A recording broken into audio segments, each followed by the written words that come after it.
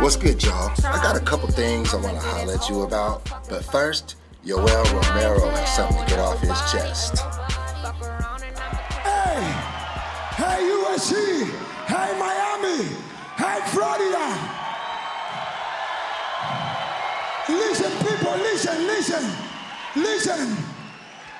What happened to you, USA? What happened to you?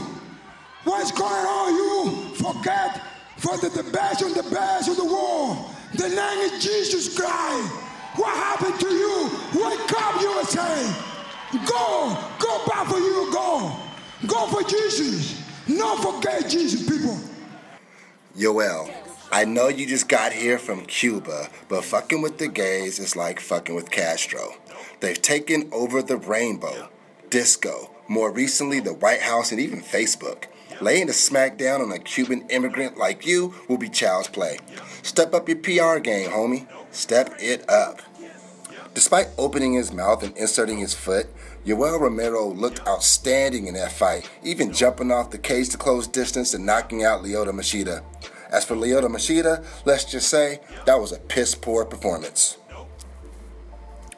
Ken Shamrock is upset with Joe Rogan and other MMA journalists such as myself for saying that his fight looked fake as fuck. Because we, quote, don't have any proof. In other news, Ken Shamrock has just signed a book deal. It's called If I Threw the Fight, Here's How. Available now on Amazon and iTunes. In boxing, many a fighter has been saved by the bell. Tim Bradley took that to a whole nother level when he was saved by the 10-second warning clap. I'm not saying that Pat Russell is too old to be a referee. I'm just saying that he drives a Lincoln Continental and his social security number is 2.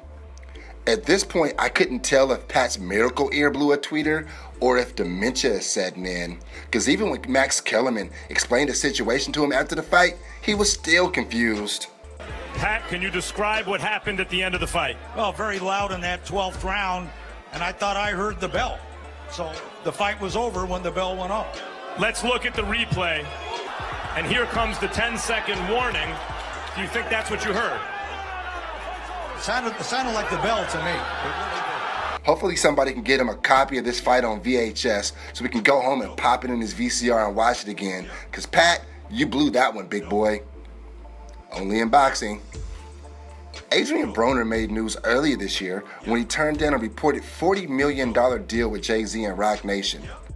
AB made $1 million in his last fight. I'm not expecting AB to be a math scholar, but even in the first grade, they teach you that the alligator eats the bigger number.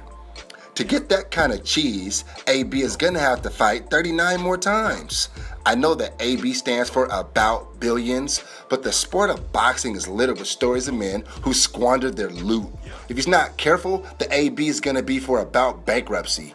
Yeah, he's always balling now, but he could be About Bologna later.